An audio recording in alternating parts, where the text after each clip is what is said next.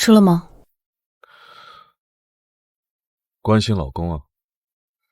不过你看哪个做妻子，关心老公的语气，跟问候敷衍路边的狗一样。许金桥，也只有你了。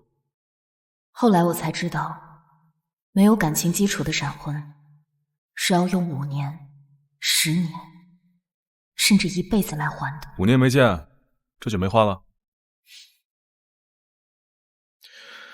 你说咱这日子过得有劲儿，我见过夫妻不和的，我没见过夫妻不熟的。吃饿了吗？西随东，我去做饭。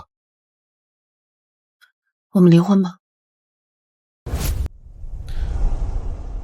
全麦面包加黑咖啡，还是黑松露芝士口沫烩饭？或者我们家谢太太下个凡，来个鸡蛋煎饼。啊，给您，刚好。谢谢。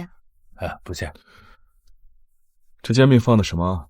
好吃到一天要买2趟。你给我发消息，一天有2回吗？哎，转，哎，抹匀点。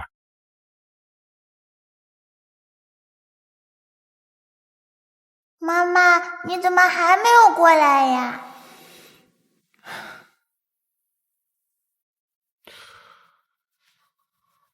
饭不吃了吗？饿着肚子赶着去哪儿啊？问你话呢，去哪儿？出门。你是出门还是出轨啊？穿成这样。我穿成哪样了？太严了。谢太太，你出门还是得顾及着点伴侣的脸面嘛。你见过我出门穿的不守男灯？那你就别守，你穿开裆裤都没人管你。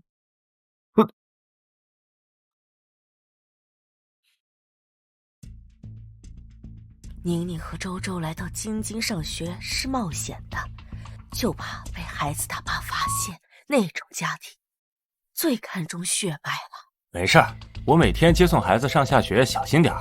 茫茫人海，哪有那么容易被发现啊？如果被发现，就把我妹上交，让她小嘴巴嘟嘟甜一点，骗爸爸的钱给大家花。好呀好呀，把爸爸的钱都拿过来花。再不把我上交，我保证3天之内气死他。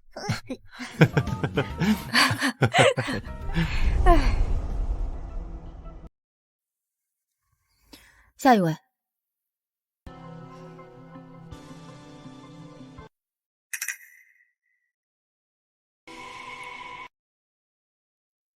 许医生，久仰大名，我们应该一直知道彼此的存在，但是一直没有机会坐下来这样面对面的聊过。如果有什么流言蜚语传到了许医生这里，还请许医生不要相信。挂号的患儿是个幌子。当然不是幌子，我怎么会故意占用医疗资源呢？表姐，你过来。你儿子在班级里具体是什么症状？口述给许医生听一听。许医生，我来之前加过一些病友群，全国各地的家长都夸赞您认真又专业，推荐我来挂你的号。说孩子的情况。对，孩子，我的孩子今年7岁了，一直都好好的，就是最近老师突然跟我反映，说他在班级里听课不认真，经常走神。我这才上网查了查，怀疑是不是得了癫痫。孩子没来吗？没有，他上学不能耽误课程呀。疑似发作的视频有吗？没有。这位妈妈，这个病不是感冒，不是发烧，它病因复杂，需要做的项目也很多。叫下一个。好。您来一趟是什么都不带啊，连最基本的孩子都不带，这叫许医生怎么看？你是这个科的医生，你对待病人家属什么态度？你叫什么名字？我一会儿去你们领导那儿投诉你。这位尊贵的儿童家属，拜托你下宫听一下，外面还有一大堆孩子等着看病，下午看不完，又要在京津多住一宿，不是所有人都不差那300-500块钱。现在这态度够好了吧？再好我可就不会了。抱歉许医生，是我们准备不充分，我们下次再来。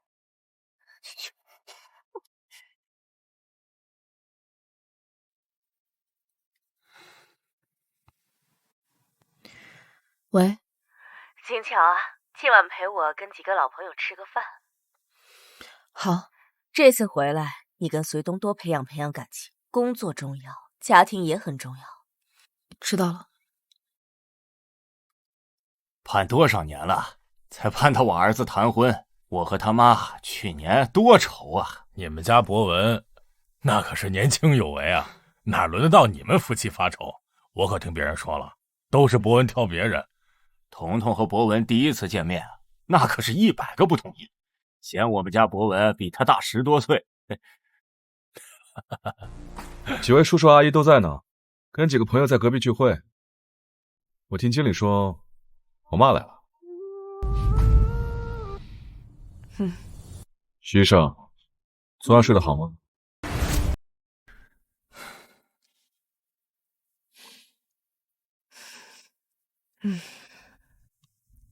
叔叔，我现在已经知道丈夫比妻子年纪大的好处了。这年轻的男人啊，狭隘又小气。现在我们年轻人都说姐弟恋，狗都不谈。许医生不是比这小杨要大2岁？哎，吃你的吧！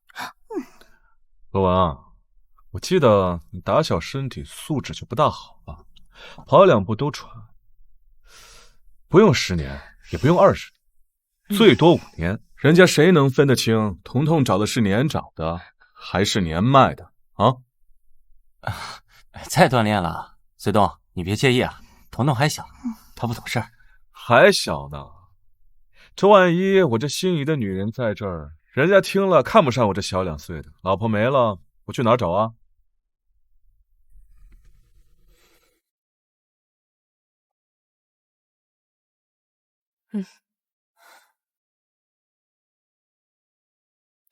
这管天管地的，还管人家姐弟不姐弟的，扫兴了，各位先坐，走了。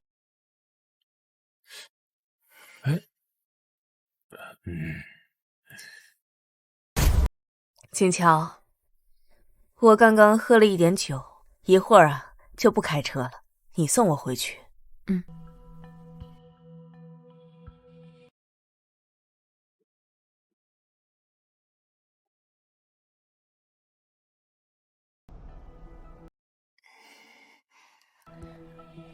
丈夫和其他女人的绯闻传得沸沸扬扬，你这个做妻子的不采取一点举措，金乔，你太端着了。我能怎么办？狗发情能淹，谢随东能吗？如果你是说对付外面女人的举措，我想不出。如果您有经验，可以传授给我。做妻子的管不住自己的丈夫，还指望谁来替你管？这句话本来不应该我来讲，但你父母去世的早，我一直把你当亲闺女一样疼。生养他的人都管不住他，如果真叫我一个外人管住了，岂不是让生养他的人心寒？许金乔，在你没有嫁进谢家之前，你那可是对我乖顺的不得了。我怎么记得是您当初3番5次撮合我和谢学东，说看中我临床与科研贡献双强，社会影响力正面又突出，还说随东娶我进门是捡到宝，还是说您在骗公公和随东，并不是看中了事业，有什么别的全家人不知道的目的？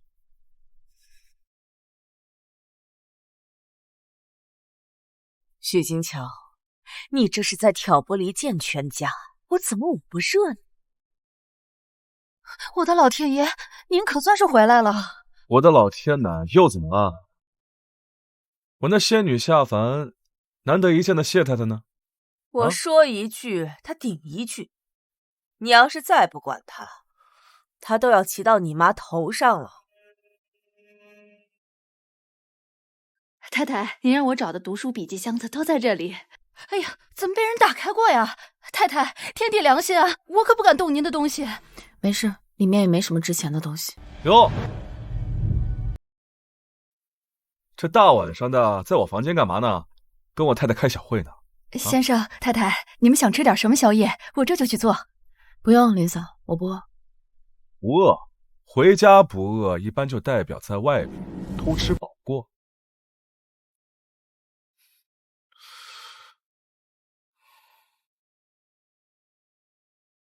经验的人，一起去哈佛，他身上的奉献和使命感，我们的学生时代结束。看不懂。不过术业有专攻，人家天才医学学霸之间看得懂就行了呀。我文化低，八竿子打不着，这要是硬看呢，被人嫌弃。我从来没有说过你文化低，是吗？你是没说过，但你表现出来了。下去吧。我的行为大概也没有那个意思。当然，我说这话也不是想修复我们之间的裂痕。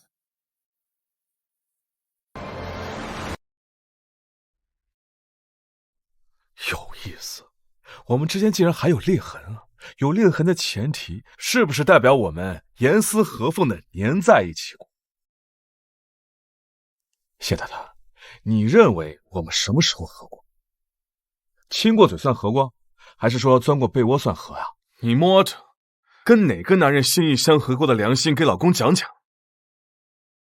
皱眉这一下，又在觉得我学历低，说话粗鲁了是吧？没有。有啊，没办法，谁让你老公我浑身敏感点，敏感的要命。敏感就吃点氯雷他定，一片不够吃一盒。还有，你就当我嫌弃你文化低好。你看，果然。没事，男子无才便是德。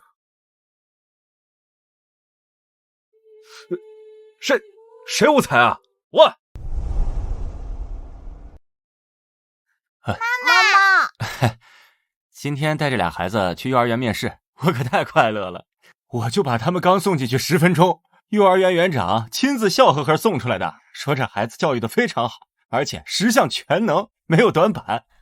园长还有说什么其他的吗？他哪敢问呢？你也不想想，这孩子的身世都被你编成什么样了。正好，明天我有空，我去接他们放学。周周、宁宁，你们两个要不看一会儿别的？不要，这个比较好玩。妈妈，你不觉得解数学题也是在玩游戏吗？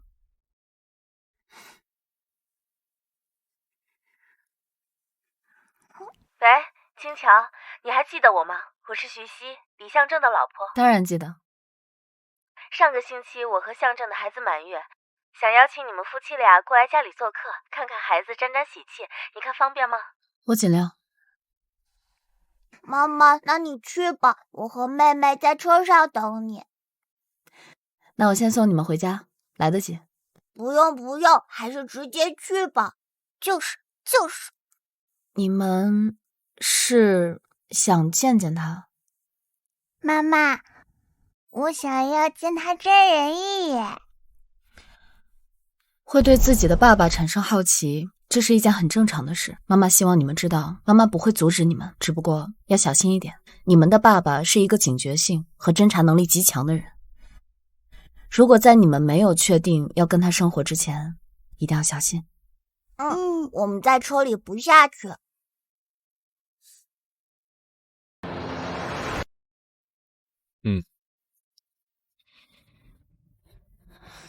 抱抱孩子吧。我先洗个手。哎，隋东，网上你和黎家那个小私生女的绯闻闹得沸沸扬扬的，要我说你要真有什么，这哪断了，还是安分守己吧啊！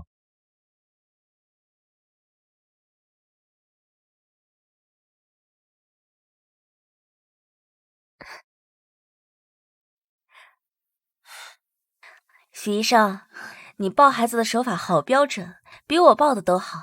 我们家月儿嫂抱的跟你抱的姿势简直一模一样。真的吗？可能我有当妈妈的天赋吧。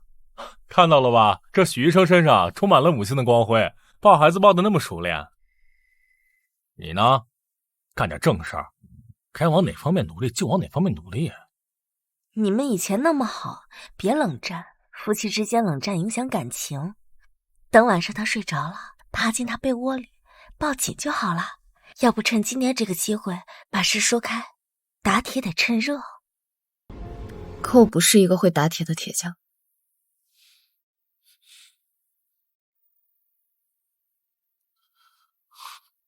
哎，我先去一下。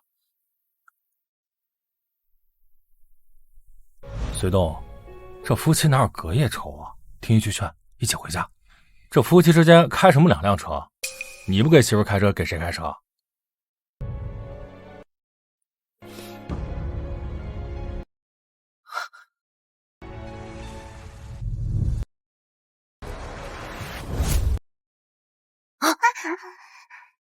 劝什么劝啊？你有看到我和他有爱吗？行了，别劝了，回去。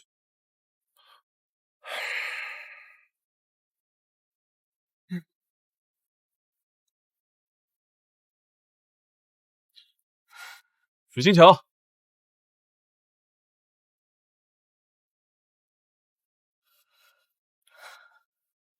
谢太太，是不是有些自视甚高了？这一开始追你，那是家里被迫，在一起后来才知道，可能是我缺什么，要补什么。你的优异成绩和学历滤镜，其实啊，娶回家过上一段日子，也就知道学霸本身是很无趣的。学历滤镜这个东西啊，消失的比我们想象中的还要快。你们一同去哈佛刚走，我就发现比婚外更好玩的东西。这一对比啊，学历太过正经，没意思啊。对了，那套婚房你该住，我是不会回去的。我对你早就没了兴趣。哦，对了，不瞒你说，我的谢太太，我为什么不回家？我怕你睡我。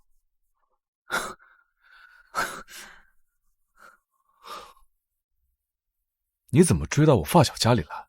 是不是结婚那10日让你很是难熬？也是，像我这种综合素质高的很难找。我这一向冷脸的谢太太，这一抱的时候就羞涩的乱七八糟，哭得我见犹怜。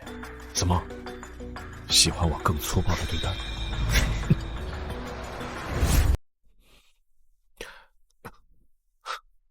怎么，我说错了？同学、护士、药袋，跟你思维高度一致是你同学，那真是太可惜了。一个比一个说气，你那帮同学里挑个最健壮的出来，跟我掰个手腕。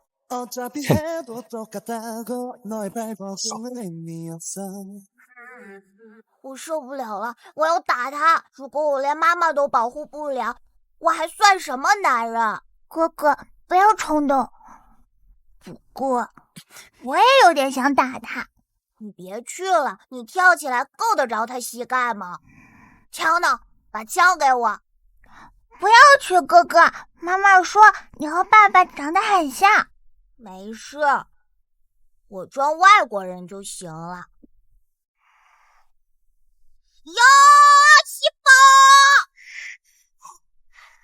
你是哪里冒出来的小屁孩？见义勇为是吧？啊！放开我！怎么，你也看他好看啊？你把别人家小孩放下来，放下！我不放！放下！我要替他家长好好管教管教。你这个神经病，放下！小孩，你快点走，快走！这男人为了躲避水枪，还把脸埋进妈妈怀里，这也太弱了。妈妈却很强，难道这就是宋奶奶说的为母则刚？哎，快走！哥哥，快走！媳妇儿，这么爱我，你真的想以天为被，以地为床？是不是看人家都有孩子，你也想要了？我也可以，你这个基因生下来会高考就行。有必要吗？谢随东，你就不能好好说话？怕夏家建议啊？那他建议得完吗？谢随东，我不想跟你吵架。话不投机，我们也没什么可说的。走了，我们离婚吧。我说我们离婚。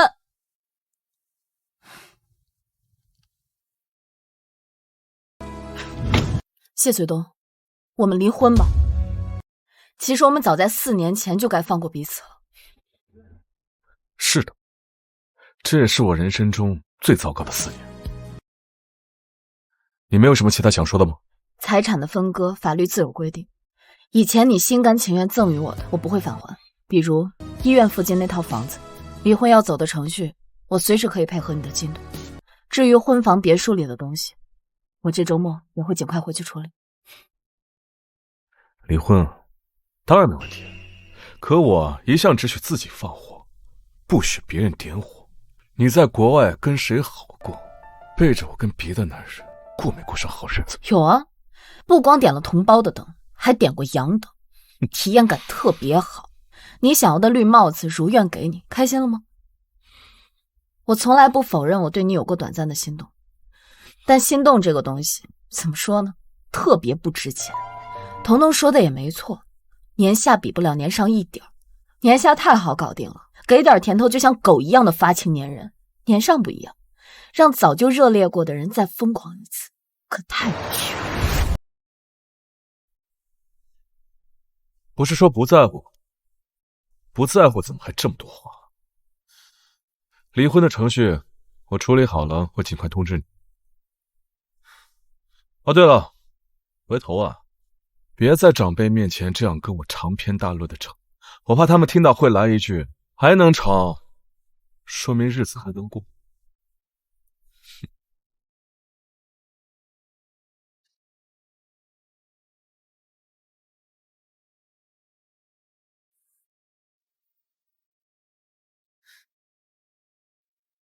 妈妈，你当初看上他什么了呀？这个问题有点不太好回答。网上说了，爸爸属于天龙人，别人会喜欢上他，不是很奇怪的事情。但妈妈也很优秀啊，为什么会喜欢上他呢？我猜妈妈，你是不是学习学疯了？没有学疯，他也有可取之处，这点不可否认。可取之处什么呀？你不是说网上说爸爸是天龙人，他还挺接地气的，没大架子。那是接地气吗？妈妈，你要分得清那是接地气还是接地府。好了，该睡觉了。看来明天还要回一趟婚房，收拾东西。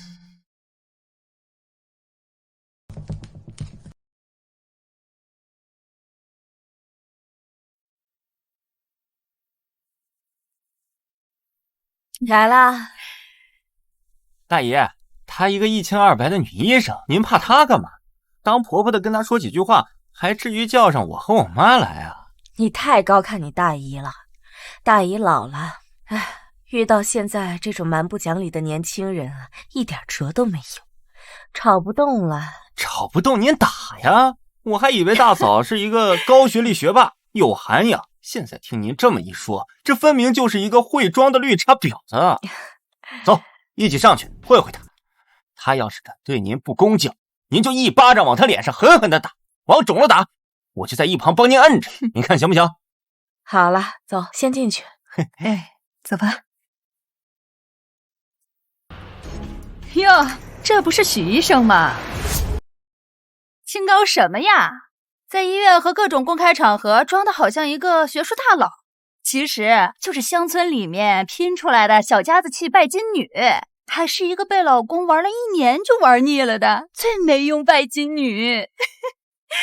峰峰，妈妈警告你啊，以后娶老婆可不能娶一个这样的女人，给她钱她都不知道怎么花，一看呀就是小时候穷日子过惯了，突然攀上高枝儿，可是又没有别的千金名媛身上的气质，瞧瞧这一身的清贫相。表嫂啊，什么是上嫁，真的懂吗？其他家世比你好的都知道遵守婆家的规矩，谁给你的底气让你在夫家耀武扬威？你也不怕我表哥回来活活打死你？哎，我真的不理解，隋东好一阵子了啊，放着那么多千金名媛让他随意挑，他挑来挑去，挑了个最上不了台面的。就是，你说说看，他这样子死读书的，能认识几个奢侈品标啊？那也不耽误我认识弱智草包。被亲姐像牵狗一样牵出来咬人，还真以为自己得到正梦。你在得意什么呀？谢隋东不喜欢你了，不要你了，他已经有新的目标了，冷暴力逼迫你主动提离婚，你不会看不出来吧？住口吧，胡说什么呢？姐，我哪里讲错了嘛？他现在就是你们家随东衣柜里面一件可扔可不扔的破旧衣服，占着地方又没人穿。这是什么家庭养出来的女儿啊？把内裤晒在丈夫家的院子里，知不知道这样会给丈夫带来厄运的？金乔，这就是你的不懂事。女人的内裤怎么能晾在院子里呢？你丈夫的一切你都不考虑吗？大清亡了多少年，女人的内裤不能晒在院子，那我晒在谢随东的脸上，让他用他的阳刚之气给我晒干。你还要往随东脸上晒内裤？你这张嘴真的该找人来给你撕烂！表嫂，我听说你父母都死绝了，背后可没有人作为背景，为什么这么不识时务呢？高学历并不能当饭吃啊！没听过一句话吗？一本二本不如我们彭谢两家的户口本。我从小就学历低，但你知道我现在在哪里当领导吗？在哪里啊？把他给我抓起来！表哥，怎么了？我哪里做错了？你说我改还不行吗？随东，峰峰可是你的亲表弟，他骂那个孤儿几句，你生的是什么气呀？你们全家有一个给我能拿出高中毕业证的来吗？你们全家都是关着门偷偷拿4肢走路的是吧？啊！你表哥还在，婚还没离，当一天老公，站一天老婆的岗，找死都没你这么超劲道！滚回去道歉！如果你说的没有唱的好听，就滚回来继续挨踹！去！我这知道，表嫂，对不起，我错了，我知道错了，我已经道歉了，你就原谅我吧，表嫂。我和你妈是亲姐妹，那峰峰和你算亲兄弟啊！对，家里人吵几句嘴啊，你就偏袒着一个外人。峰峰有什么不对的，你好好说，上来就踹，这脑子踹坏了可怎么办嘛？就你们家这猪脑子还用踹坏？生下来就不太行吧？谢随东，你讲话太难听了。我还有更难听的呢。我本想说这上帝用边角料造的他，但我想想这不符合科学逻辑啊。上帝也不背这锅，这纯属就是你和我那直不起腰来的淫妇，精子卵子质量不行。姐，你说这话呀？金乔，刚才随东的小姨有一句话骂你骂错了，图说好怎么可能没用？你看你这个脑子有谁比得过？话没说几句，但句句难听。现在倒好了，把全家人都逼疯了，只有你一个人冷静地表演着受害者的角色，情绪没有受到半点的影响。我又不是领导，我天天上班，哪有精力情绪是？可我说的也没有错呀，随东，你根本就不爱你的老婆，一个被你弃如敝履的女人，我们当长辈的还不能斥责几句吗？你自己都虐待的人，我们自然也不会好好看待喽。我虐待老婆？你没有吗？哼，刚结婚那年，你老婆可没这么瘦，幸福的满面胶原蛋白。再看看现在，瘦的跟个纸片人一样。都是女人，谁没被老公扎过呀？谁没失恋过呀？这个时候啊，最容易减肥了。老婆，你瘦了吗？新婚时是最闲的阶段，现在天天工作，忙起来自然也就瘦了。结婚时的麻辣鲜香是一点都不提啊！老子一个24下完美老公，变着花样把老婆的肚子和嘴都喂得饱饱的，结果换来老婆的忘恩负义。你能放开了吗？你还没原谅我呢，表嫂，我知道错了，你就原谅我吧，对不起啊，表嫂，我以后见了你面，保证给你当牛做马，我以后肯定对你好，表嫂。我哎呀，你那什么声音啊？吐字不清，黏黏糊糊的，让你道个歉。你在这给我装可怜演柔弱，谁让你表白了？给我重新来！是不是表嫂答应和平离婚，我就算立功了？表嫂，你长得这么漂亮，其实犯不着对感情太认真。不是有句话说得好吗？你若盛开，清风自来。表嫂，你已经盛开了，清风随后就来，你不用吊死在我表哥身上了。我指望你这张嘴能说出什么好话来？去，把他给我放到外边，想好了再进来。松手，你干嘛？随东，你真的叫妈妈非常失望，你的所作所为对不对得起孝心二字？别说是一个你不爱了的女人，就算是你爱她如初，那也得分清谁近谁远。一个女人而已，她们都只能是你人生中最低级的一种欲望，你不能投入太多。什么叫低级欲望？妈，你也是女人，这欲望不分高级低级。这人本来就是动物，仁义礼智孝那是排后面的东西。行了，站着干什么？进去吧。这么多天过去了，离婚协议你让你律师看得怎么样？我的谢太太是着急拿到离婚证，再跟别人顺理成章。怎么还沉默了呢？我谢随东当了婊子就不立牌坊，就比如我现在看见谢太太，就有了动物的本能，这没什么可羞耻不能。那割了吧。我们非要这样吗？不是都说男女关系发生之后，没个几年的时间很难走出来吗？我们大汗淋漓，意乱情迷，不是随时可以卷土重来吗？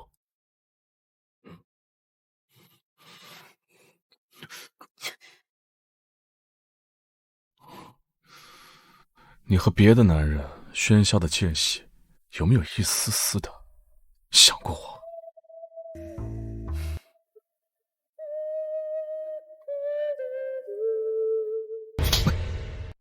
你是下体控制脑干了吧？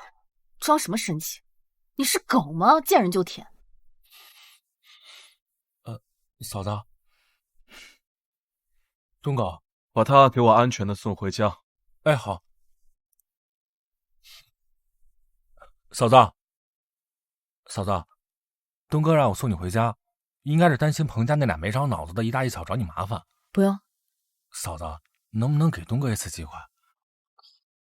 能不能给东哥一次机会？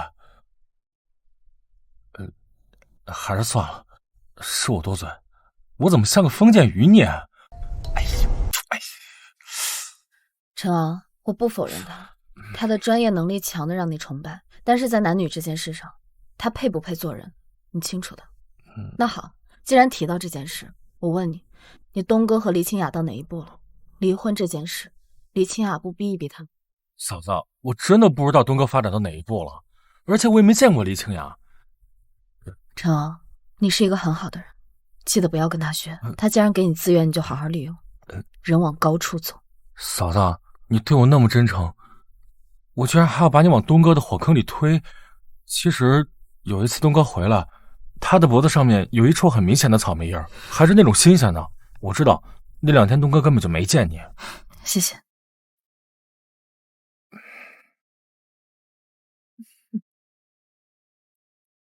宝贝孙媳妇儿啊，奶奶，你和穗东怎么回事啊？是不是吵架啦？昨晚赖在我们这儿不走啦？我跟你爷爷真受不了他，人狗殊途，不能住一个屋檐下太久的。他给我念叨的，他没地儿睡，说是被媳妇儿啊冷暴力了，被赶出来了。给他找个绳挂树上得了。您看，撺掇自己老公上吊，这对吗？啊，爷爷奶奶，你们照顾好身体，听医生的话，我先上班了。哎，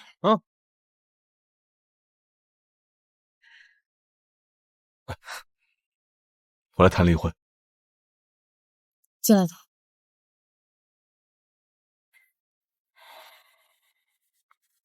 坐下的。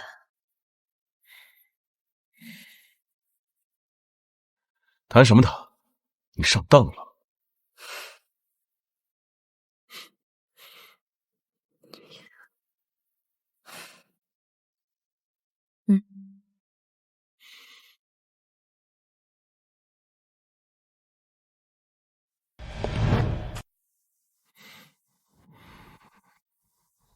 洗这么香干嘛？勾引我？我意志力薄弱，太太用这种眼神看我，我心都酥了，浑身过了一股电流似的。怎么还用这种眼神电我？加大电量，看看能不能电死你。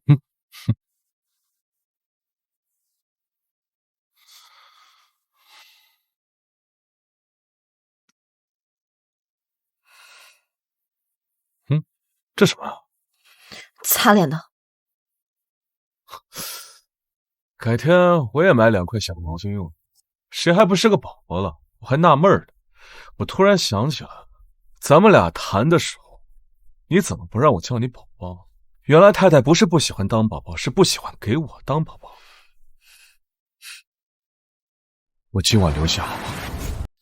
谢随东，发情了，麻烦你去找别人。我不是说了，我爱谢太太，爱得死去活来。我想回头了。哼，回头？回你的大头还是回你的小头？我不知道，谢太太对我身体比较了解。你说我回来找你干什么？往哪儿走？说实在的，谢太太，你说你离开了我，你上哪儿找这么好的老公啊？男人嘛，关了灯都一样，体验感好不就行了？再说了，4舍5入，我们也算老夫老妻了，拍拍屁股都知道对方想的是什么啊！谢随东，你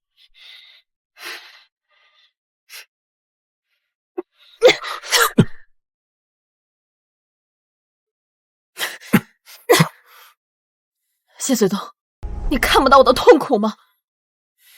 我现在看到了你的痛苦，你的痛苦非常具体，那就是我。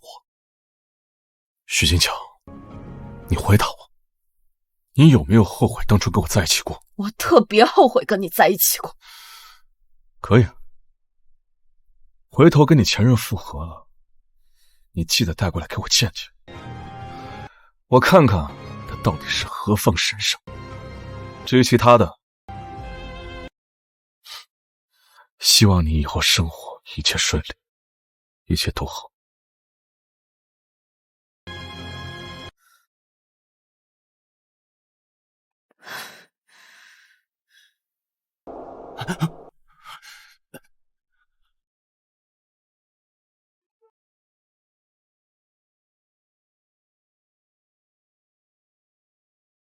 哎，兄弟，你这是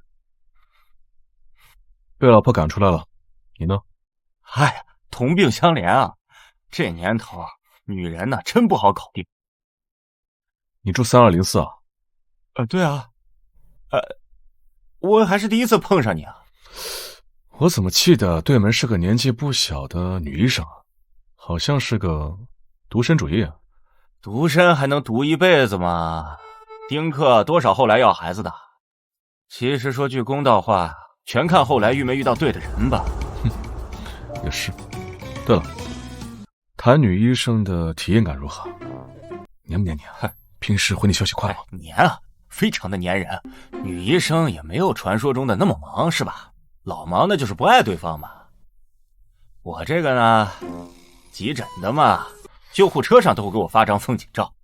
这还是他年纪大，要是年纪20几岁的时候，那不知道要多粘人啊！哎呀，没关系，错过了你妻子的青春期，别再错过人家的更年期。啊，我走了啊。哎，更年期，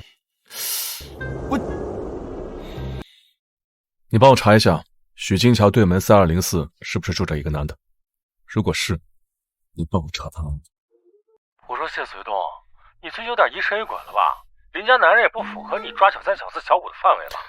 裴福洲，你知道年羹尧为什么死吗？行，你说查，我就给你查。你给我形容形容这倒霉蛋的特点，不好筛选。看着不高，看着没什么文化，那点墨水好像全都纹身上了。上次答应陪我去吃蟹宴，今天本小姐亲自来打，许医生赏个脸喽。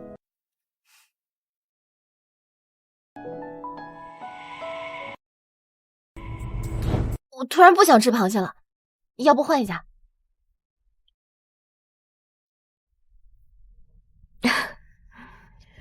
这次又是什么新闻？黎清雅的还是谢学东的？还是黎清雅和谢学东的？你知道的，我不是逃避的性格。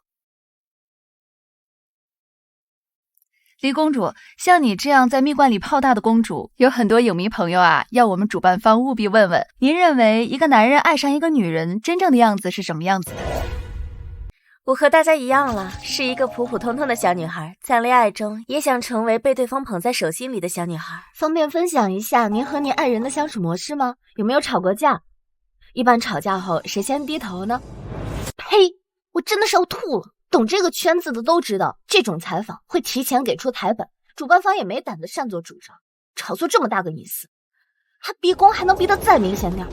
他霸道的很，算是我粉丝口中的爹系吧。我们也各自有身份，暧昧不清的拉扯了几年。在捅破窗户纸之前，他背地里为我做了很多。直到有一次我喝醉酒，鼓起勇气问他，我们是什么关系？是掩盖在伟大友谊之下的畸形关系吗？那一晚我们就发生了关系。哇，黎公主真不把影迷当外人，女孩子也有追爱的权利啊。我们是合拍的，但也会吵架，也会分分合合。他又是那么高傲的男人，怎么可能对我主动低头？那最后黎公主还有什么想对影迷朋友们说的吗？你们放心，嫁他我会考虑，孩子我暂时不会生。我怀过孕这件事也不是秘密，如果我不是一个把事业放在第一位的女人，我也不会主动打掉这个孩子。毕竟这是多少女人梦寐以求的龙种。哪来的龙种？分明是狗杂种！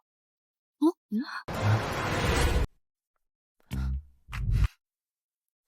是，你说这黎家是什么家风？我要是他爸妈，今晚回去肯定打死他。他真的把互联网当成他和谢穗东的床了。想起来了，她是私生女来的，上梁不正下梁歪。我就说了，换一家，我都怕他一不小心当中生一个。这是什么？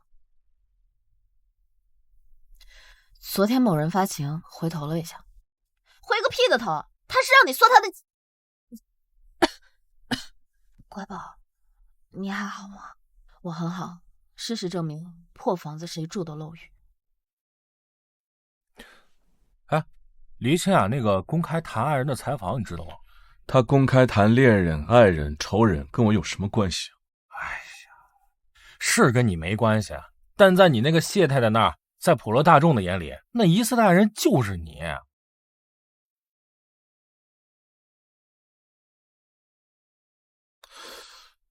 谁在乎？到底谁在乎？徐东，我认真的啊，你很在乎你媳妇，你别不承认。我要是你，我就坐下来，好好的跟她谈一谈，而不是像现在这样闹得谁都不愉快。不在乎？我有什么资格在乎？我在国内，只是他随时想到了就要玩一玩的男保姆。那可是你在国内查小3、小4、小5，你说会不会那个方向错了呀？要不我再查查国外那段时间？你笑话我呀？喜怒无常的死冤死！先生，明天是中秋家宴，您过来吧。他回来了。太太说他不来。怎么就让他回来签字离婚就这么难呢？走了。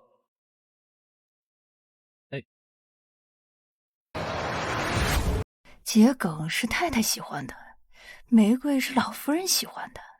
哎，用哪个呢？我出老命了，这可不能怪我擅作主张。谁让你们都没说过该怎么布置？叽里咕噜的做法呢？啊！哎呀，我看这花素淡优雅，我以为是中秋节摆放的呢。不过先生要是不喜欢，我这就把它换掉，这就换掉。布了撤，撤了再布，给你开那么高的年薪，让你在这磨洋工啊？那我不撤了。倒杯咖啡去。哎。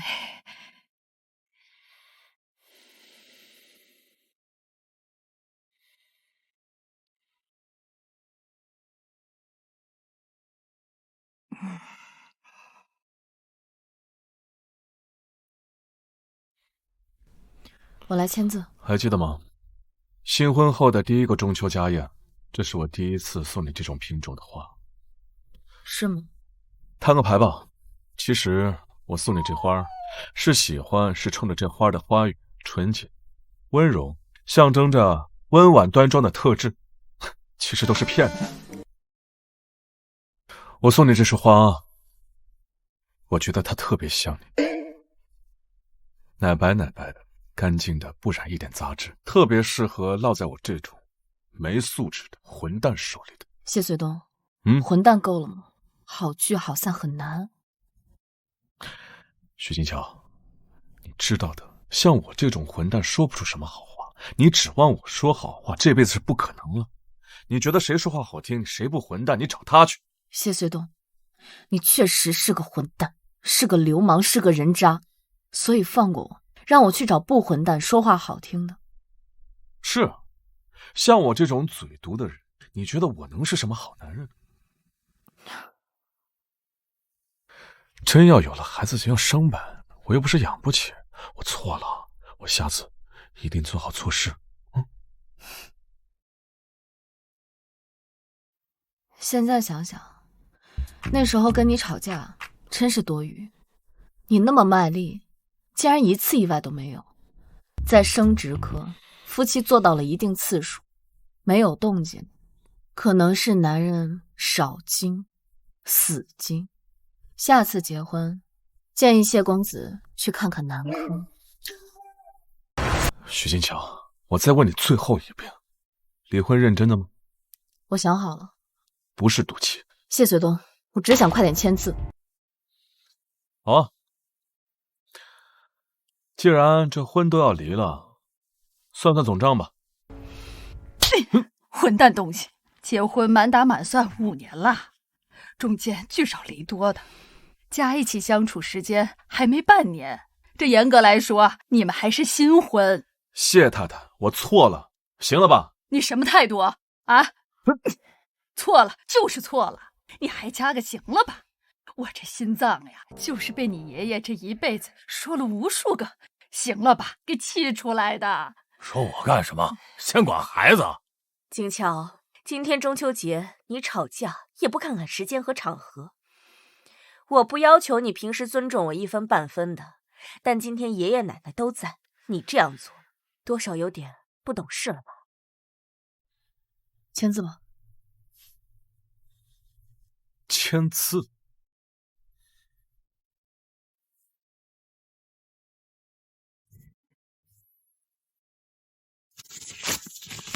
哇哦，我可真是个大混蛋！这问题出在哪儿了？哦，可能是出在谢家祖坟上。喂，等等，老夫人，老夫人，您这是怎么了？老大，快去给奶奶拿药。奶奶，你哪里不舒服啊？我这撕个离婚协议，怎么还撕出了这个效果？你问奶奶哪里不舒服啊？你一说话，奶奶浑身就不舒服。好孩子，错肯定不在你。好孩子，奶奶说主持公道，就给你主持公道。爷爷和奶奶呀，不封建，但凡封建了，5年过去，还能不催你们要个孩子？奶奶，瞎主持什么公道？他外边有狗啊！许金桥，我说的没错吧？随东，你也老大不小的了，怎么还改不掉你身上犯浑的这个臭毛病？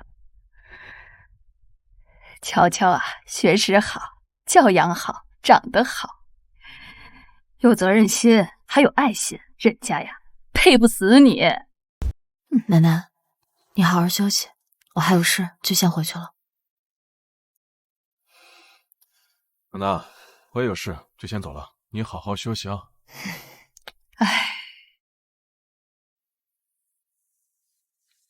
这大过节的这么有空？我哪天没空？也是。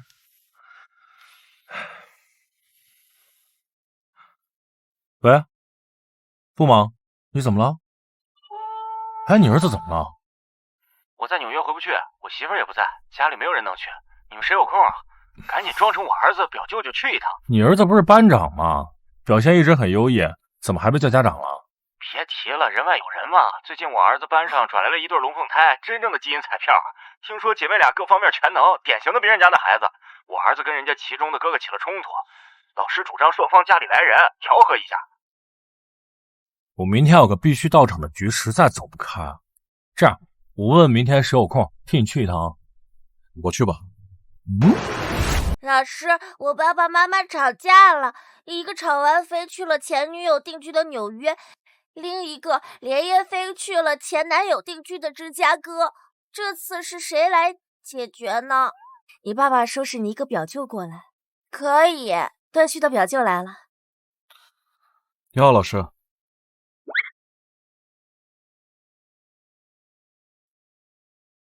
来的是我爸爸，到了你就把2条花臂露出来，找茬挑刺，实在不行，无缘无故暴揍一顿他。上次在你妈妈门口，我碰上她了，再见面肯定不行，我让你们送奶奶过去啊。不用，我和妹妹可以应付。喂，宁宁叔叔。哦，是这样啊，怎么都没空的吗？好，我跟对方家长沟通下，再给你回个电话。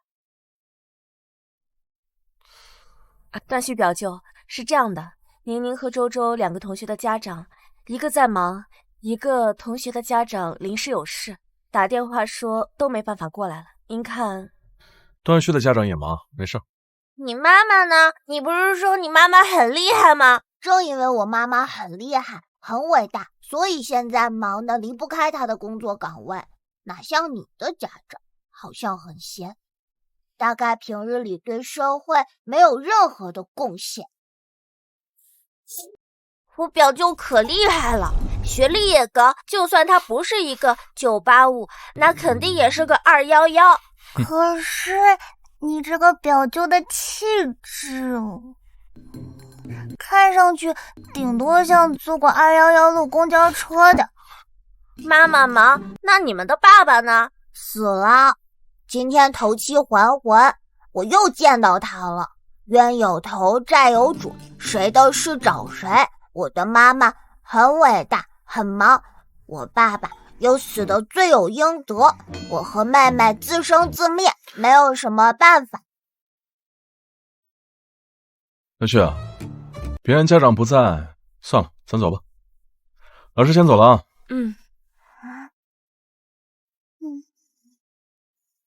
就这样。对，有受伤，不属于肢体摩擦，可以定性为人格上的摩擦。那旭旭给人家道歉了？道歉？不是产生了摩擦啊？但是你儿子单方面的被人摩擦。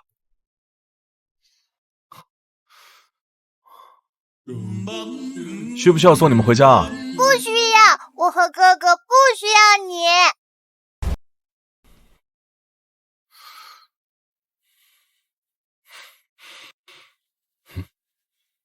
又敢密码？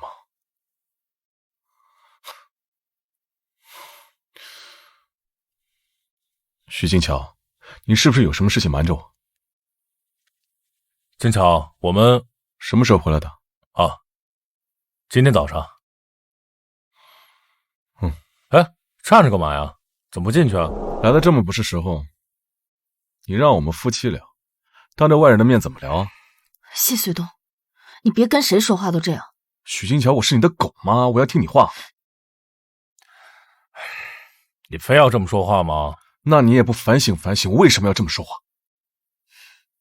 别说了也好。你需要冷静一下，走吧，我下去送你。不用，大哥。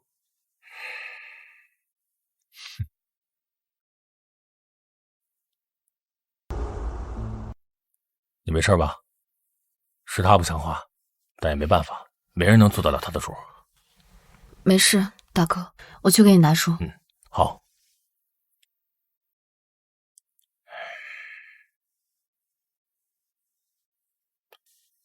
慢走啊，大哥。好，谢谢啊。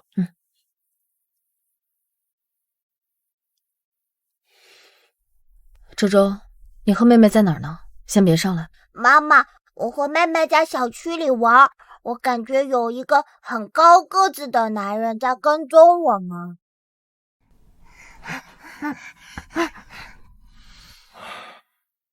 你说，我有没有可能已经有孩子了，而且还是儿女双全？啊？你说一说，一个女人会在什么样的情况下会给男人生孩子？东哥，那这情况可太多了。全球范围的话，有的代孕给生。谁让你说全球范围？说我们国家男女之间正常的生孩子，别整那些没用的。东哥，那正常情况下，家里长辈逼得急，有的就要了孩子，那有的呢，大城市里相亲的，包括婚姻也有，但是自由恋爱因为爱而生孩子的更多吧？那如果是我和许金桥呢？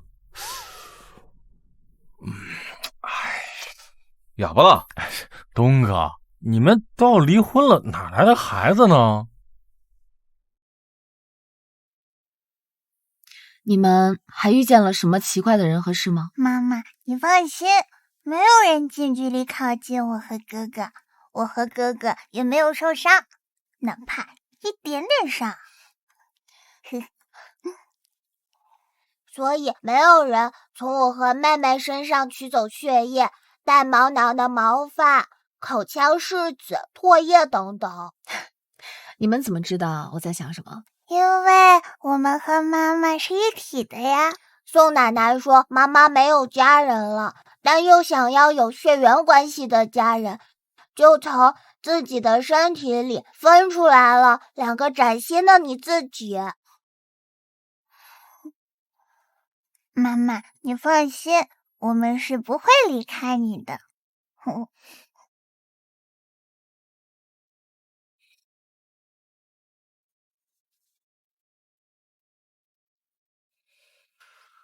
明天来婚房，签字离婚。谢随东，我们好歹夫妻一场，和平一点结束。如果今晚你不签字的话，我会着手准备的。我们谢太太这个小身板，生了孩子还生了2个，应该不是顺产的吧？我大概率猜测应该是剖腹产。谢随东，你胡言乱语什么？长这么大，我从来没有急于挣脱一个人到如此地步。离婚以后，我甚至不会跟任何人提起我嫁给过你，简直就是黑历史。我签字。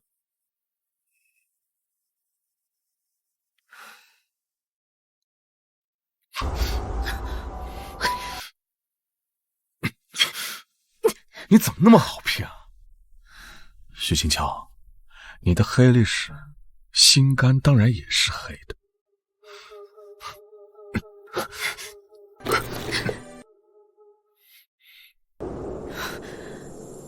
果山，真可怜啊！好好的怎么就出车祸了呢？留下孩子一个，真造孽。谢随东，不久后的某天，我会让你的爸爸妈妈给我的爸爸妈妈一命抵一命。你会不会为了你的家人抢走孩子，再不着痕迹的弄死我？我不干什么。放开我！不放开我，谢随东！不行，我怕你跑了，我好不容易把你骗过来的。如果我再让你跑，我以后该用什么办法把你骗过来？金桥，对不起，你解释一下你肚子上的疤痕是怎么来的？想了这么久还不说，是在想找什么借口？阑尾炎手术这种借口就别说了，很影响你们学霸的水平。其他的腹部手术你也不用说了，否则我会去其他家的医院友善的去要说法。说话。谢随东，我在国外想起你，恶心的切腹自尽过。国内的自杀方式没有这么变态。别说了，你说的我都信。你看，男人就是这么好骗。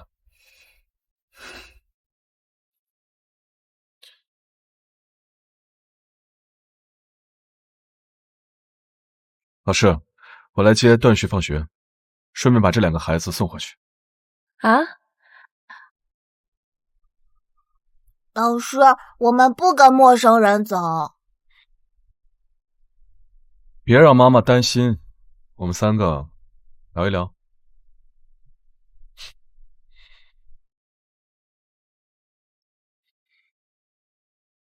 段旭的表舅。换个称呼。这位叔叔。你们该叫爸爸。虽然我知道你们叫不出，我能理解。因为我小的时候跟你一个德行，就是因为有另一个基因稀释了我的基因，所以你们现在变得比我小时候更有个人样。那你想怎么样？你可以说了。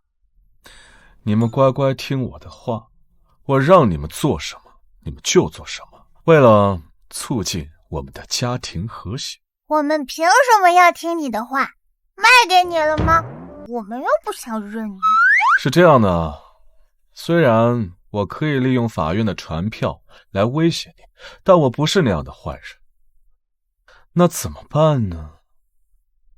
你们说说，我挑能答应的答应。我们回去考虑考虑。也行，我第一次当爸爸，不太了解。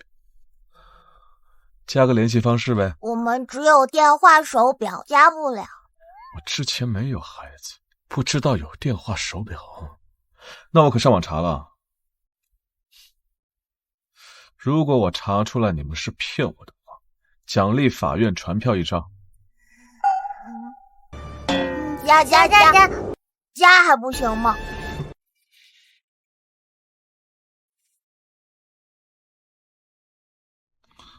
那这样，你们回去告诉妈妈，她想聊，随时来找我。那事已至此，我们一起吃个饭吗？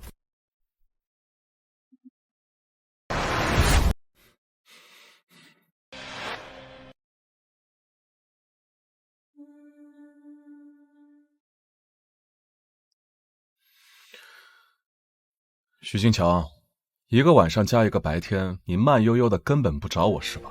你需要冷静2天。哦，我还需要冷静。那你知道吗？今天的事情，但凡是换做一个老男人，你知道他会怎么处理吗？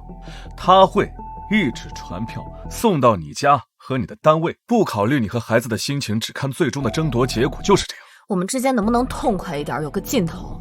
你想要什么尽头？我想要的尽头是两不相欠，互不打扰。那不好意思，满足不了你。谢随东，我们之间没有必要为了伤害对方做出这种无谓的纠缠，这样会逼疯婚外的第3个人，让人家觉得没有被公平对待。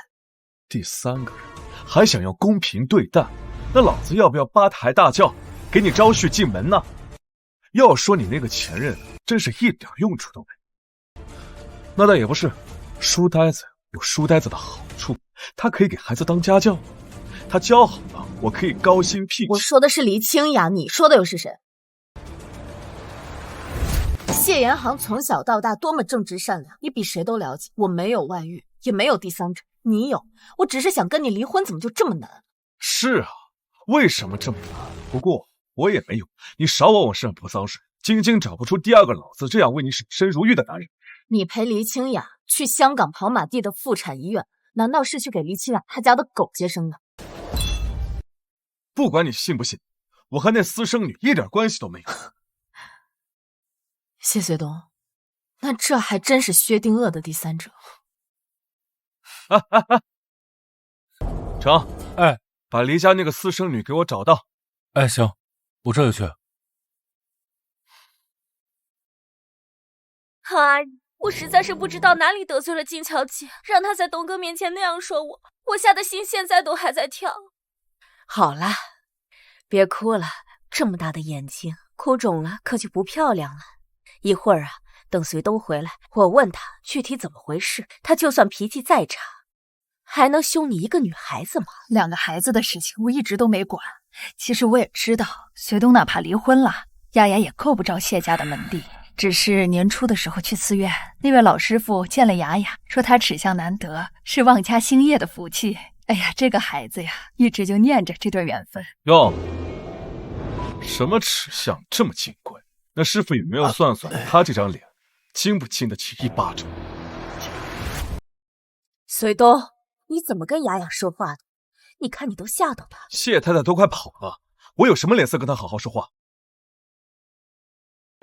让开！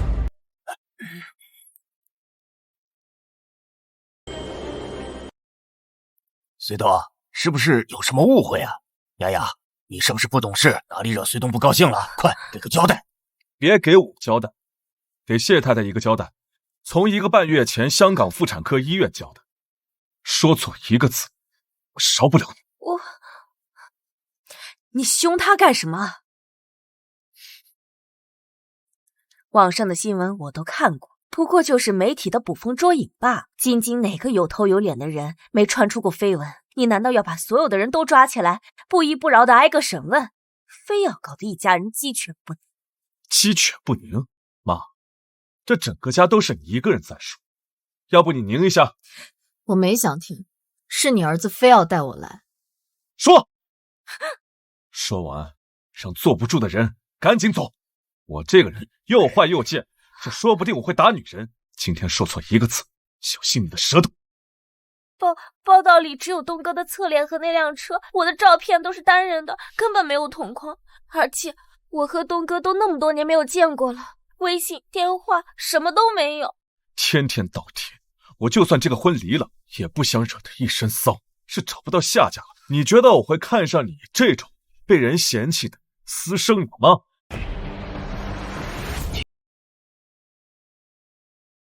李小姐，这是我梳理的时间线，从43天前香港跑马地开始，到最近一次，如有遗漏，希望你亲自补充。东香港那次我真的不是故意的，我哪敢啊！但是我说句实话，我不知道是不是我的经纪公司从中推波助澜，我自己也从来没有关注过自己的娱乐新闻。香港的金牌律师团队都是吃素的，你让他们查，从酒店深夜买醉开始，一个人都跑不掉。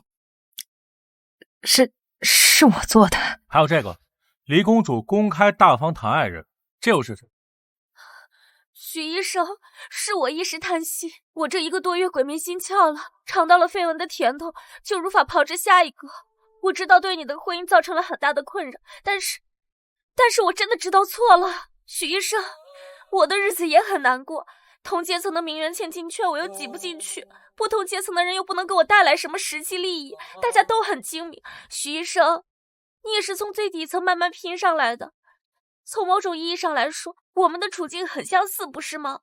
你应该很懂我的艰难啊。我的处境并不艰难，太子太女的父母一句话就能让我从哪儿来回哪儿去，只不过我是个知足的农民，还能回去老实种地。处理干净。是。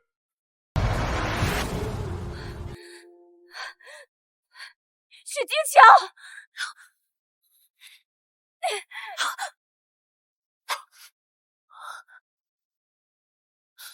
疼了没？我没事。隋东，快叫医生拿冷水来，快呀！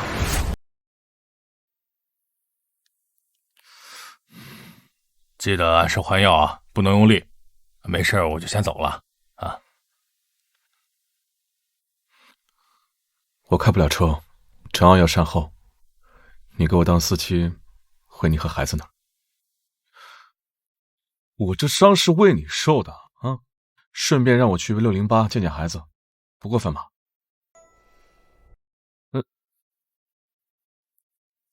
跟上。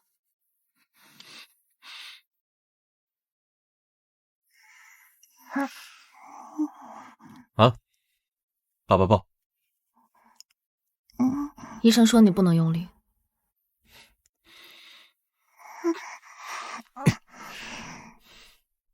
你抱我和妹妹下来，别抱我们。去，拉妈妈过来一起看，妈妈的心情会好点。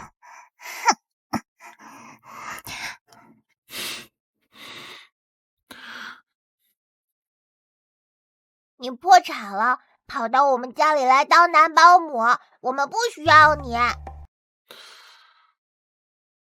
嘘，没有看到爸爸和妈妈的关系正在好转，妈妈已经让我进门了。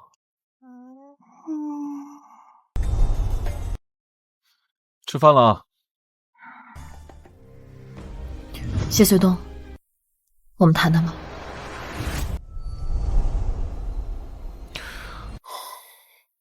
老婆，对不起。对不起就和我离婚吧。徐金桥，你知道吗？你当初跟我提离婚协议的时候，说真的，我当时真的快气疯了。或许我们可不可以回到从前？你不爱我也行，你爱谁都行，但只要继续在一起，我不会再跟你吵，也不会再跟你闹，我也不会再说刺激你的话。你让我往东，我不会往西。我们不合适，怎么都不合适。如果离婚后你不知道那些痛苦孤独的日子该怎么过，可以来找我，我有经验，我可以告诉你怎么做。我对你不差吧？我可以让你在国内过得舒舒服服，你想要什么我都可以给你，只要你要，只要我有。不是许金桥，你是一个活的人吗？你有心吗？当初在一起的是你先勾引我的，你先撩的我不是有你想要的东西吗？如果真的是这样，你大可以继续。谢随东，我的心死在了沙宁县暴雨那天，我给你打电话想把宁宁周周托付给你的那天，或许早就死在了我们冷战的那几年。只不过交代遗嘱那天，我又重新死了一次。截至今天下午2点，沙宁县遭遇了100年罕见的特大暴雨灾害，降雨量突破历史极值。目前确认47人死亡，102人受伤，613人失踪，这是沙宁县有记录以来最严重的一次自然灾害。立刻启动最高级别应急响应。许金桥当时在那102伤之内，当时我在干什么？我挂了他的电话。你想要离婚，可以，不过我有个条件。什么条件？离婚不离家。我听陈昂说，是这个时代的相处模式。我怎么可能同意？孩子不缺人照顾，接送上下学和辅导作业都不需要人。我需要孩子。一般夫妻离婚，如果在感情破裂的时候有我的条件，没道理不跟你争夺抚养权。我会给你们支付巨额的财产，京津的门面一条街一条街的送。离婚之后，我会尽快安排孩子落户，孩子跟你姓。我答应你，只要有我在的一天，谢家就不会有人跟你争抢孩子。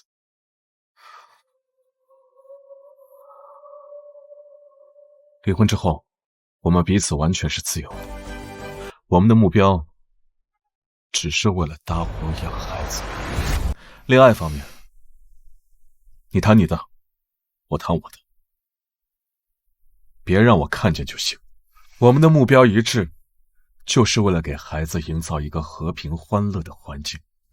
是我无法同意你这无理的要求，定期探望才是正确的。谢随东，你是个人，是个活生生的男人，不是一条狗。很多时候我其实看不懂你，我想来想去只解出来一种答案，那就是你的自尊心在作祟。你不接受是我主动提出来离婚。我没有跟你想抢过孩子，如果要抢我早就抢了。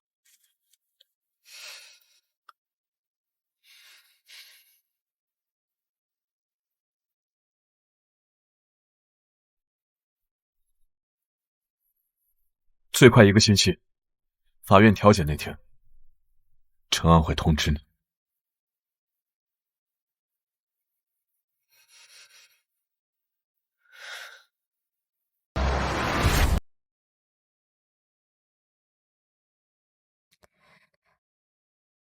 金桥，妈妈顺路来看你，还没到出诊的时间吧？你先去忙吧。好的，徐老师。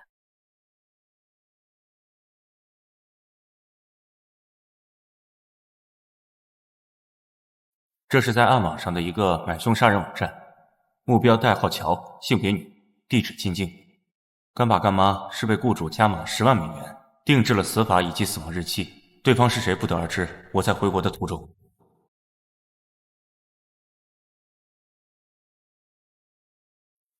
跟谁发信息呢？这么投入，把我晾在一边。我在回复叔叔的消息。昨天刚签完字，还没有拿到离婚证，今天就改口叫叔叔了。结婚这5年来，我也没有叫过你们，不是吗？不像话，实在是不像话。你和隋东没离婚的时候，你就不应该跟他爸爸私下联系，懂不懂什么叫避嫌？现在你们离婚了，那就更不应该。你存的那点小心思，你自己知道。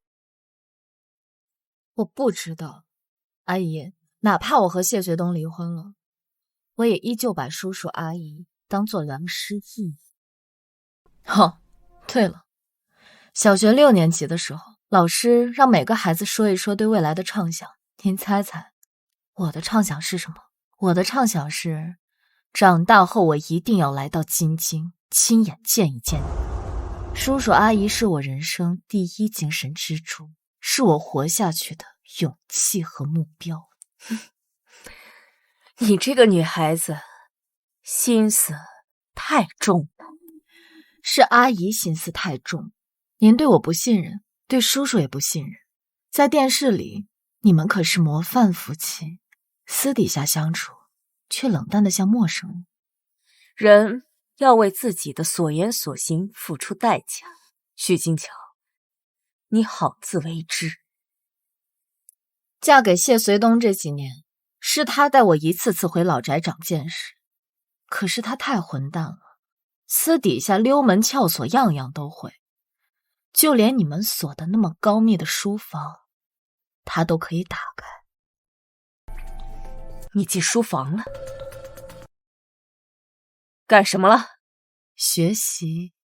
我死后，那些我从你们身上学到的，我会替你们装订成册，宣传发行。谢老师、彭老师这样的人，理应桃李满天下。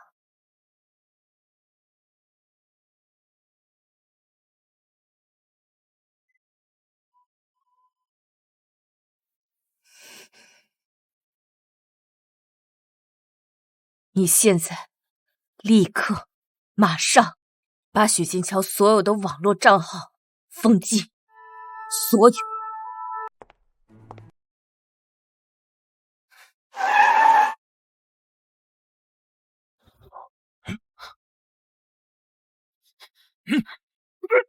放开我！放开我！老实点！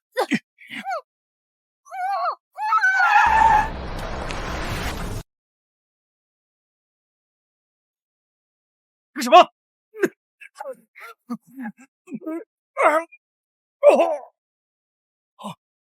怎么样？有没有被伤到？我没事。你怎么？金桥，我落地进京了。我没事，谢谢你。那这件事就麻烦你处理了。许金桥，你去哪儿？你知不知道现在外面很危险？我送你去。不用了，谢先生还是处理好你自己的家事吧。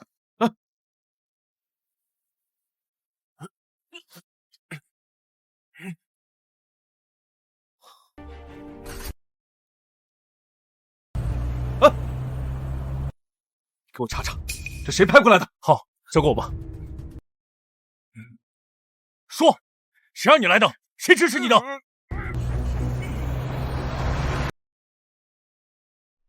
好久不见，拥抱一下。谢子东，你老婆抱着别的男人，我吃瓜笑出声来，你可别打我啊！干什么？哎呀，这一路呀，我算是大概看明白你俩怎么回事了。你现在冲上去了，我倒不怕你咬那男的一口，我就怕你突然舔你老婆一口。哎，忍忍吧，那不合适啊。你告诉我怎么办？哎，这男的刚抱完你老婆，就把衣服脱了披上去了。机长他们家开的，还不走？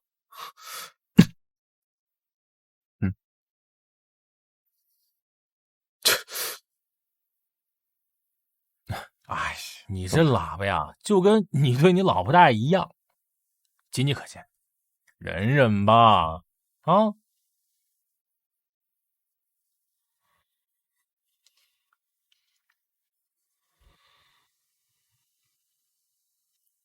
哎，这附近哪有厕所呀？你要不先上去，密码7855533。啊。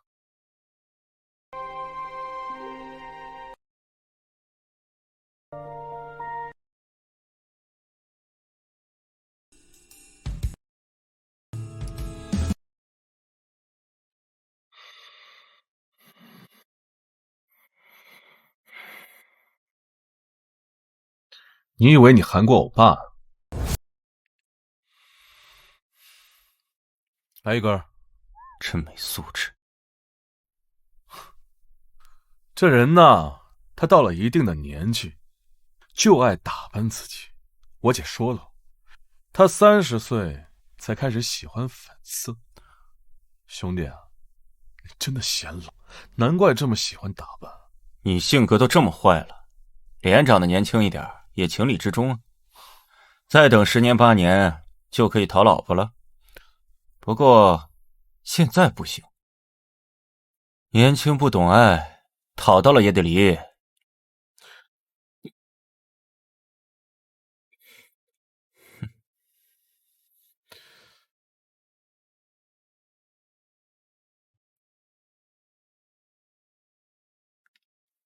年年周周，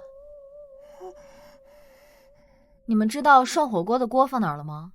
不就在厨房的柜子里吗？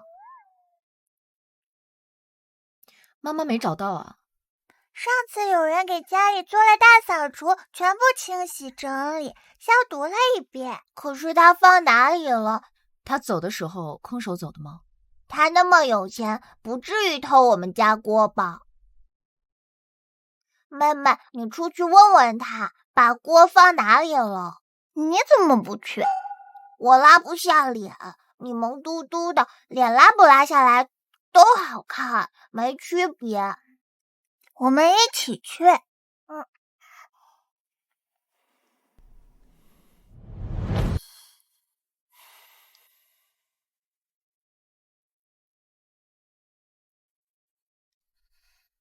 我给你当牛做马还不行，家务活我都干顺手了，你不得找人帮衬帮衬？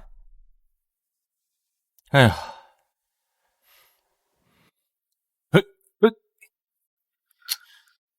你故意的是吧？还是说你不会干家务活？不好意思啊，不是故意的，我只是不太干得习惯这种家务活吧。给我。谢随栋，你不用做这些。那谁来做？你给那些人做，我看见了就不行。你站在什么位置管我行不行？姓许的，我告诉你，那个非主流又小心眼，报复心又重，他故意把我烫伤，我心大，我没跟他计较。你不得给我涂点烫伤药吗？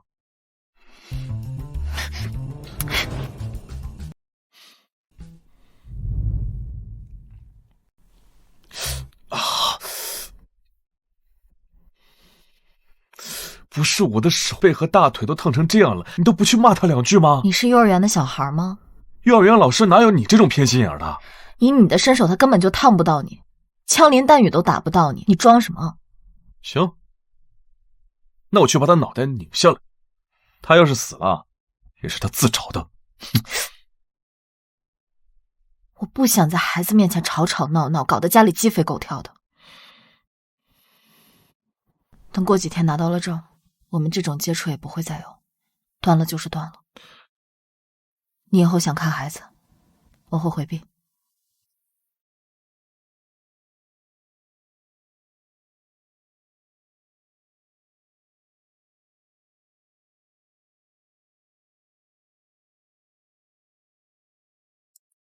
爸爸先走了，你们早点休息。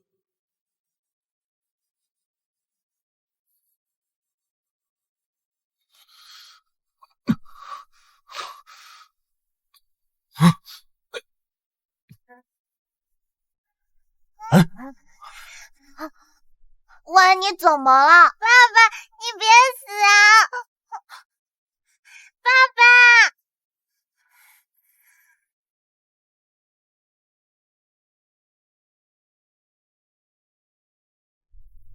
发着烧还到处乱跑，死不了。我亲爱的前妻，我想尿尿，你回避吗？我先出去。其实我也没什么事儿，你醒了就行。我先回科室。徐金桥，你知道，我是一个除了爱情的苦，从小到大没有为任何事情牵肠挂肚的十分傲慢的人。你一个人生下2个孩子，抚养2个孩子，这是我心上解不开的一个结。沙宁县沙红，你给我的遗言电话，成为了我心上的第2个结，还有第3道心结。其实2个人相处没有牙齿不咬舌头的时候，这些结的产生源自于我们之间存在误会，我们都选择了不沟通、不处理。那你想没想过，我这样的人为什么也等了几年才提离婚，才找你沟通？因为这几年里我在做很重要的事，那些事没做完，我就不处理你。其实从恋爱到新婚再到现在，你的热情我回馈的大多数都是冷漠的，你知道的，我本身就是一个非常冷漠的人。理智不是坏事，冷漠也不是你的问题。整个京津，大多数人都在忙忙碌碌，保持着恰到好处的冷漠。你只管冷我，我热乎点，我再也不气你了。许金桥，许金桥，你知道吗？我们之间仿佛有一堵墙，我看不到墙对面，你也不给我介绍介绍。不过这不是问题，哪怕这是一堵镶嵌满了玻璃渣子的南墙，我谢随东这辈子也决定撞死在你这里了。你很快就不会这么想了。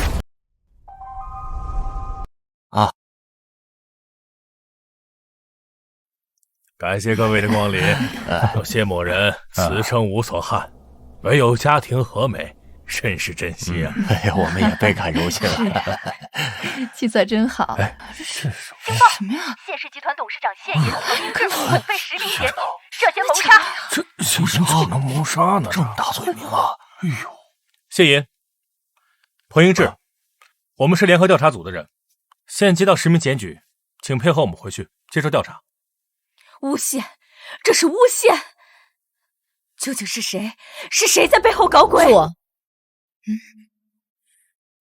实名检举人许金桥。他呀，这是补充证据。涉及21年前彭英志买凶杀人、制造车祸、杀害我父母许文山教授夫妇的全部证据。你胡说！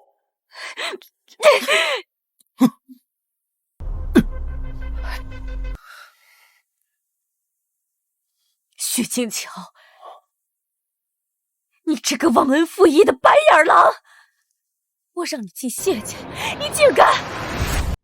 触犯法律，就要接受法律的制裁。这不是家事，是罪行。谢随东，我是你妈，你居然帮他！要是没有我，哪有你的今天？自己的罪行，自己承担吧。这都什么时候了啊！你还指责你的家人？随东，别说气话，现在不是计较你爸妈过错的时候，当务之急是不能让他被带走啊！谢随东，你这个是非不分的蠢货！如果我今天的成就是建立在别人的鲜血和冤屈上，我宁可不要。调查组同志，带走吧。请配合。儿子怎么了？这么你怎么了？老谢，老谢，叫120吧。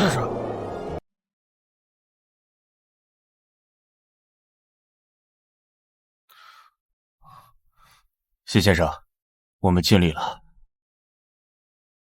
谢先生，我们尽力了。谢老爷子是突发性的合并脑出血。这是从谢老先生贴身的衣服口袋里面调出来的，上面写的是给谢先生。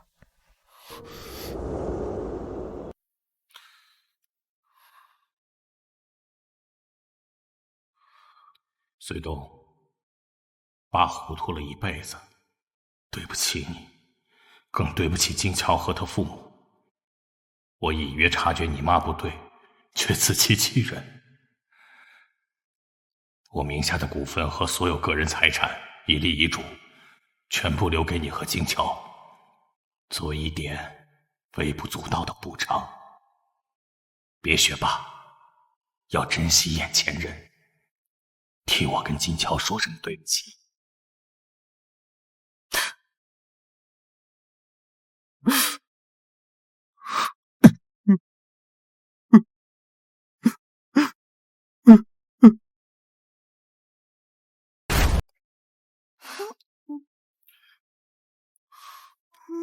妈妈，是爸爸。哼，他又来了。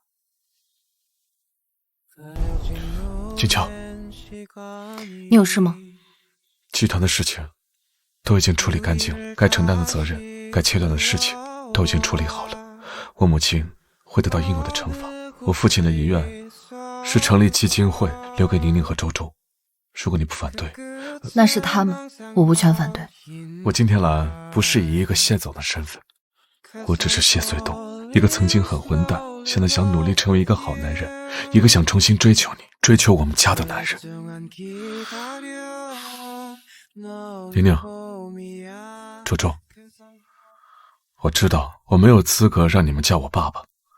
过去这4年，我错过了太多，但我可以学，可以重新陪你们搭积木，重新学习绘本，可以给我一个机会，一个考察期，可以随时开除的那种。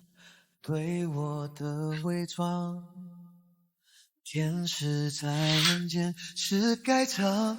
金乔，我知道以前对你的伤害无法轻易抹除，我不求你立马原谅我，我只求你能给我一个机会，一个重新追求你和孩子的机会。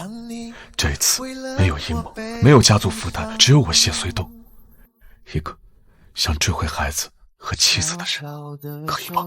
妈妈，蛋糕看起来很好吃。蛋糕糖分太高，1周只能吃1次。